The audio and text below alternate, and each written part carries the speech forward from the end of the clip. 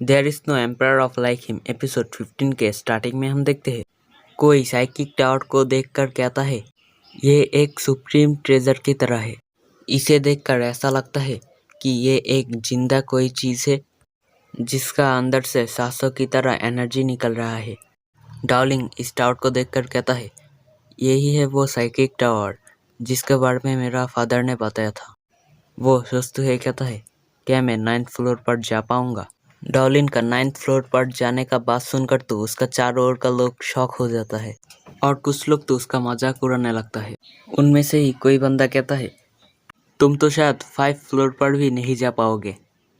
ये सारा बात कहकर ही मजाक उड़ाने लगता है।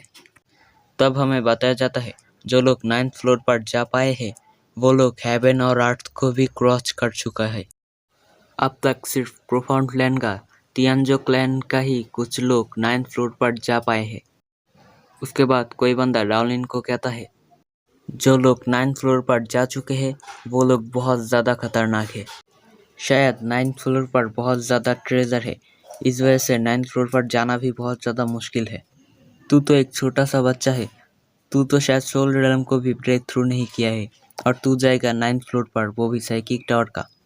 डार्लिन को ये सारा बात सुनकर बहुत ज़्यादा गुस्सा आ जाता है, पर वो अपना गुस्से को कंट्रोल करता है और अपने मन में सोचता है मेरा फादर ने कहा था साइकिक टावर का 9th फ्लोर पर चढ़ने को, क्या वो मुझे ट्रैप करना चाहते हैं। टीचर यही उन डार्लिन से कहता है तो तुम साइकिक टावर का 9th फ्लोर पर चढ़ने के लिए साइकिक टावर के बारे में मुझसे पूछा था। इस टावर पर चढ़ने के लिए तुम्हें बहुत ज़्यादा ताकतवर होना पड़ेगा। तुम्हारा बॉडी जितना ज़्यादा ताकतवर होगा तुम उतना ज़्यादा फ्लोर पर ही जा पाओगे। मुझे नहीं लगता कि तुम 9th फ्लोर पर जा पाओगे। टीचर येयुन डार्लिंग को देखकर अपने मन में सोचता है डार्लिंग बहुत जल्दी से ताकतवर बन रहा है, पर फिर भी वो साइकिक टावर का 9th फ्लोर पर पहुंच नहीं पाएगा। पता नहीं ये लड़का दिन भर क्या सोचता रहता है। डार्लिंग टीचर येयुन से पूछता है आपको क्या लगता है मैं 9th फ्लोर पर नहीं जा पाऊंगा?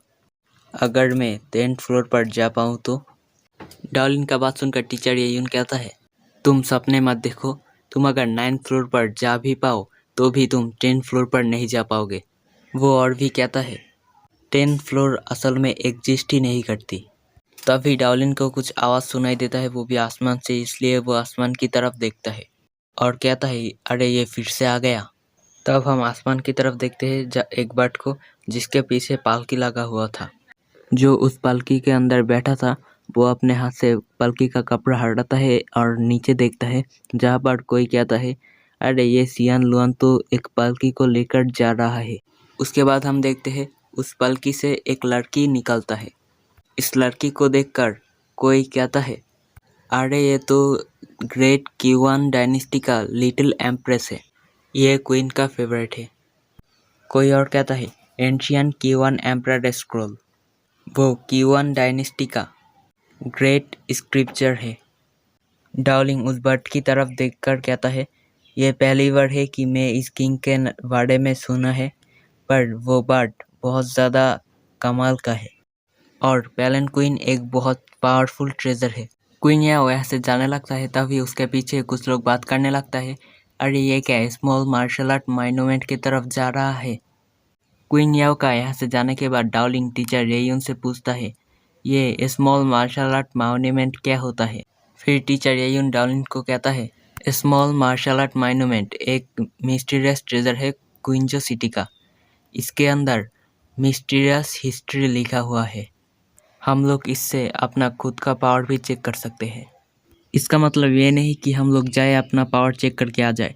अगर हम लोग काबिल हुए तो अपना नाम को उस मॉन्यूमेंट के अंदर लिख सकते हैं। इसका मतलब मैं तुमसे ये कहना चाहता हूँ सिर्फ वही लोग इस मॉन्यूमेंट पर अपना नाम लिख सकते हैं जो लोग काबिल है इसका। अगर तुम इसका काबिल हो गए तो तुम अगर उस मॉन्यूमेंट पर पंच मारोगे तो तुम्हारा नाम उस मॉन्यूमेंट पर लिख के आ जाएगा। टीचर येयुन का बात सुनने के बाद डार्लिंग एकदम बेशर्म की तरह टीचर येयुन से कहता है अच्छा मेरा नाम का क्या, मैं भी क्या जाकर अपना नाम लिख सकता हूँ। डार्लिन का बात सुनकर टीचर येयुन को तो बहुत ज़्यादा गुस्सा आता है। वो अपने मन में सोचता है ये बेवकूफ़ आप क्या पूछ रहा है, उसके बाद वो कहता है, अच्छा जब टाइम आएगा मैं तुम्हें बता दूंगी। उसके बाद सीन मार्शल आर्ट मॉन्यूमेंट पर शिफ्ट होता है, जहाँ पर क्वीन याओ उस मॉन्यूमेंट के पास जाता है। डाओलिंग उस मॉन्यूमेंट को देखकर कहता है, वाओ कितना सारा नाम है उस पर। उस मॉन्यूमेंट पर जिसका भी नाम लिखा हुआ है वो बहुत ज़्यादा खतरनाक है। डाओलिंग जब उस मॉन्यूमेंट के ऊपर लिखा नाम को देख रहा था तभी उसे उसका बॉडी के ऊपर बहुत ज़्यादा प्रेशर फील होने लगता है। उसे ऐसा लगता है जैसे कि अभी उसका बॉडी पूरा क्रश हो जाएगा। तभी उस मॉन्यूमेंट से और भी ज़्यादा एनर्जी निकलने लगता है और डार्लिन को और भी ज़्यादा प्रेशर डालने लगता है डार्लिन के ऊपर। डार्लिन का और भी ज़्यादा बुरा हालत हो जाता है उस प्रेशर की वजह से। वो आप सब देख ही सकते हो उसका चेहरे का एक्सप्रेशन को। थोड़ी देर बाद डार्लिन का ऊपर से वो प्रेशर हट जाता है और डार्लिन एकदम नॉर्मल हो जाता है। पर मियाओ फू को कुछ समझ में नहीं आता कि डार्लिन अब तक ऐसा क्यों कर रहा था। मियाओ फू को कुछ समझ में नहीं आ रहा था, इसलिए वो उस मॉन्यूमेंट की तरफ देखने के लिए अपना सर ऊंचा कर ही रहा था। तभी डार्लिंग अपना हाथों की मदद से मियाओ फू का आँख बंद कर लेता है और कहता है, उस मॉन्यूमेंट की तरफ मत देखना। तब मियाओ फू डार्लिंग से पूछता है, मैं उस तरफ क्यों नहीं देखूंगा। तब डार्लिंग कहता है, वो नाम बहुत ज़्यादा टेरिफाइंग है।